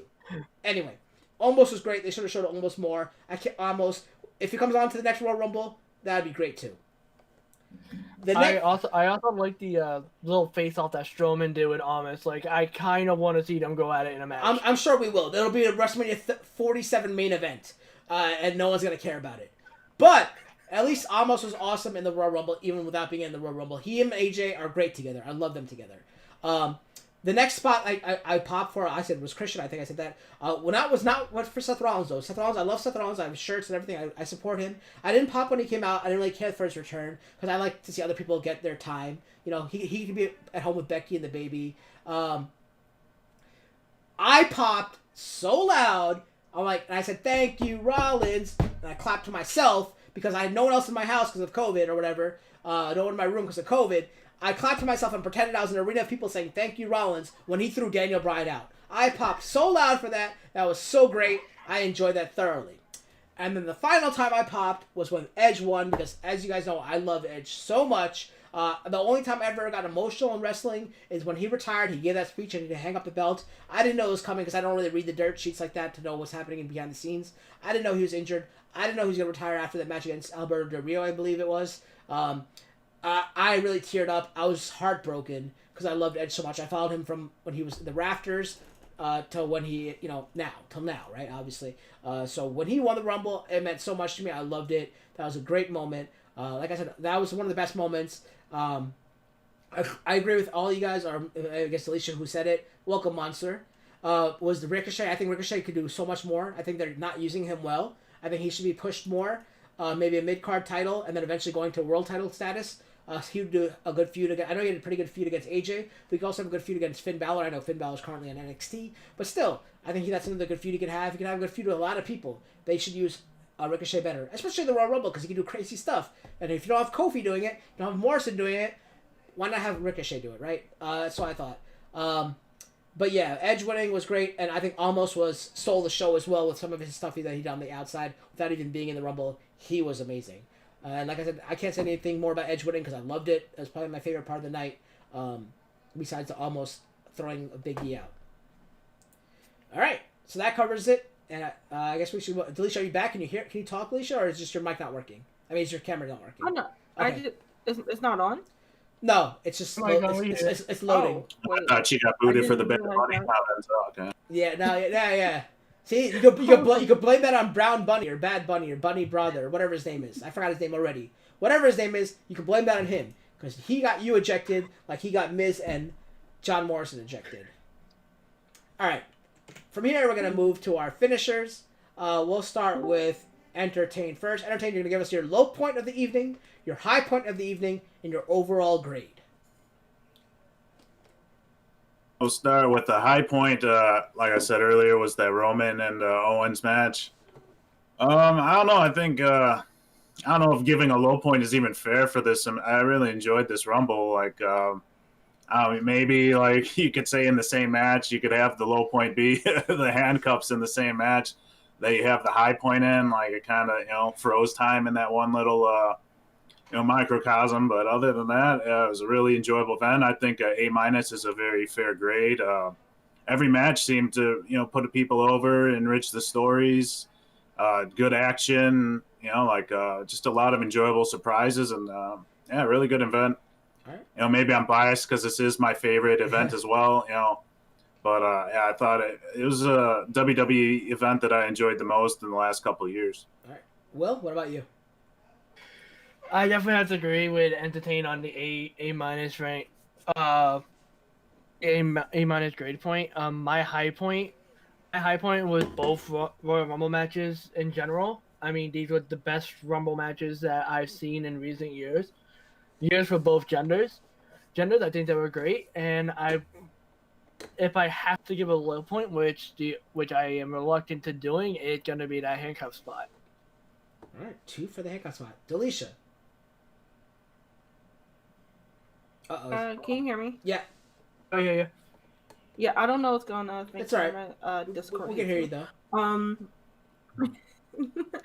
I am going to give my low point to the props that are the women's tag team championship belts. I am tired of them not giving it their proper due. I want to see them on the show and be properly used. You can do it with the men, you can do it with the women. I don't understand what the problem is. That being said, high point I am giving to just the Rumble matches in general because I think this was one of the better ones that they've had over the last few years from start to finish, where I was heavily invested through the whole time. And I'm actually going to give my overall grade a solid A because even with the Goldberg McIntyre match, because McIntyre won, I enjoyed every single match through and through. That was on the main card because kickoffs, I'm not giving it a choice. But yeah, overall, I really enjoyed this pay-per-view. A+, great start to the year, and it's getting me excited for our road to WrestleMania. All right. So Which starts now, right now, as of Monday, February 1st. Your Black History Month starting. You got to point to the sign. I should have that behind me and point to it. Instead, Entertainer will point to the Bullet Club sign behind him, the flag. Okay, for me, the low point would be the Women's Rumble because it included a Bianca Belair win. 2, included the Naomi ugly spot on the outside with the no feet hitting the ground thingy. And number 3 is Alexa Bliss being eliminated without transforming because everyone loves the transforming. I love what they did with her, like Alicia said, making her look like just a threat. But not seeing her transform was kind of, I missed that. I love that kind of aspect. So maybe it might have been hard to do with the camera work with a lot of people in the ring. So you got to know exactly where they are. Versus a freezing spot while they do the transformation, cut the camera and then bring it back kind of thing. Maybe that's why. But yeah, I kind of missed not having the transformation. I really enjoyed that. So that was probably the low point. High point for me was probably, besides Edge winning, if I had to give it to an actual overall match, I'd probably give it to Sammy and not Sammy, Kevin Owens and not Samoa Joe. Wow, I'm mixing my Canadians and my Samoans up. Kevin Owens and Roman Reigns. That was a great match. As opposed for the botch that completely destroyed me. I hated that botch. It was awful. Probably the worst botch I've ever seen. only because it affected the match like rules. That's why I'm really upset about it. But other than that was a great match, and obviously Edge winning was amazing for me. It meant a lot to me. Overall, great. I probably have to give it probably a B. I didn't really enjoy the Rumble besides the Kevin match and Edge winning, and the Sasha Carmella was all right, but there's some botches there that I didn't really. I was really scared for Carmella getting hurt, kind of thing. So, as much as I love Sasha, she's always she ended like Paige's career, so I'm always worried about her, right? And Nia, I worry about Nia because Nia hurts everybody as well. But I just felt like this Rumble is kind of like lacking because, like you said, the women's tag team wasn't that impressive. Goldberg and Drew was stupid. I love Drew. That was stupid. The Carmella and Sasha was average. Even though that was probably the best match Carmella's ever put on. It was good, but it was an average match overall. And then obviously the women's Rumble, I didn't really enjoy it. Billie Kay was probably the best part of the women's Rumble for me, I think. And then when you talk about the what do you call it, Roman Reigns match, that was great except for the botch. That really took away from me. So that being an A+ got brought down to an A- because of that. And then the men's Rumble was all right, wasn't that great especially because of the Bad Bunny thing. That was awful. But Daniel Bryan not winning is a plus, and Edge winning is a plus. Seeing Kane and Christian is great, and Almost was amazing. So I'll give it either an R or an O, but no K as an overall grade because we had an R for Rated R Superstar, an O for Almost, and that's what I'd give it. But probably B- or B-. I think it's okay. But yeah, that was the Royal Rumble for the first pay-per-view on the road to WrestleMania. It's looking pretty promising. A lot of people are happy with who they're going to see in the Rumble. I mean, the WrestleMania main event, I guess. But it's going to bring some some fresh blood, right? Like Bianca Belair being fresh blood there, and us not seeing Edge in a long time in a WrestleMania main event, in a way, is going to be pretty cool to see as well. So we've got the nostalgia as well as the fresh blood. So it's going to be it's lining up to be a pretty impressive WrestleMania. And if I'm not wrong, it might be the first one that has an audience in a first pay-per-view to have an audience, maybe a minor audience, but an audience nonetheless.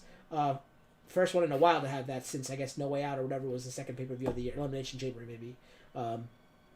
But with that said, let's go ahead and thank our special guest host for this, and we'll start with Entertained. Where can we find you, and do you have anything you want to promote? I'm not really promoting much these days. I'm on YouTube at Entertain45 and on Twitter at Entertain_45. I really appreciate the opportunity. I had a lot of fun. Thanks for having me, guys. All right, and Will, where can we find you? And I know you have an announcement about your streaming eventually, so let us know. You can find me over on Firefox over on YouTube and Twitch. I'm currently on a hiatus. I'm streaming because I am moving, but I will be officially moving into my new location anywhere between now and March 1st. So should be back streaming by March 1st, the latest.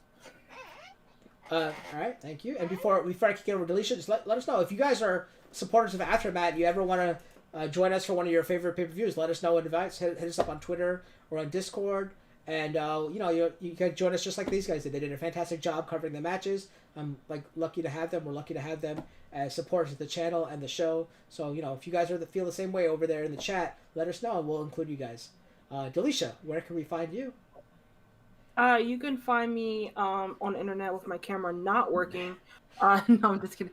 You can find me on Instagram and Twitter at DelishaReneeTV. And I also have my YouTube channel of the same name, to where I'm trying my best to get recipe videos and health and wellness videos out to you every Wednesday at 10 a.m.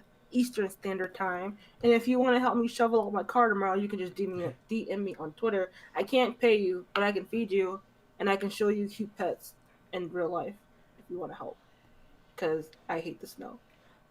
If you guys are wondering what happened to Alicia's camera, The Miz actually went over there and smashed her camera with a Money in the Bank briefcase after her support for Bad Bunny.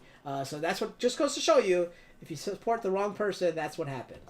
Don't forget, you can find all these lovely people. Their links and their descriptions are all in the chat below, so make sure you check them out in the description. You can find Entertain's YouTube site as well as Will's YouTube and Twitch and Delicia's YouTube. And I think their Twitters are also down there as well, so make sure you check them out in the description below. As for me, I'm... What's my name on this show? The People's Champ. That's it. I have so many shows that I have different names for every show. The People's Champ Cal here. The next time you guys will see us on AfterMat is Elimination Chamber, which will happen on February 28th, and we'll be holding the AfterMat at 7 p.m. Eastern on March 1st. I'm off streaming for now because I don't have any games to play. I'm waiting for the next PS5 release. I'm not sure what I'll get, but once I get it, I will be letting you guys know on Twitter when I'll come back to streaming. But like I said, I like to play games I like to stream games I enjoy playing. So that I can casually stream and play with a good story. So I'm waiting for that to happen, and when that happens, I will let you guys know and I'll stream again. But we'll still be having aftermatch. We'll still be having after talks here on the Kingslayer Network. But until then, guys, remember, keep slamming the haters and be the champion of your dreams. We'll see you next time.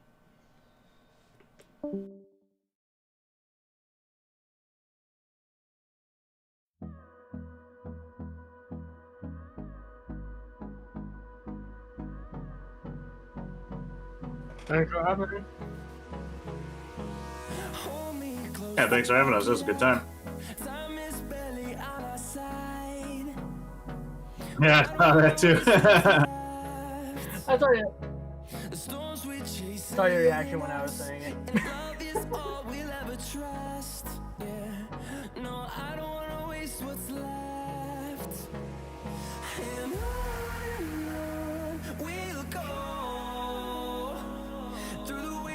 Through the highways till my shadow turns to sun rays, and on we'll go. Yeah, definitely. Through the wastelands, through the highways, and on Sounds good. I'll keep you updated. Thank you. Take care. Yeah. You. Good night.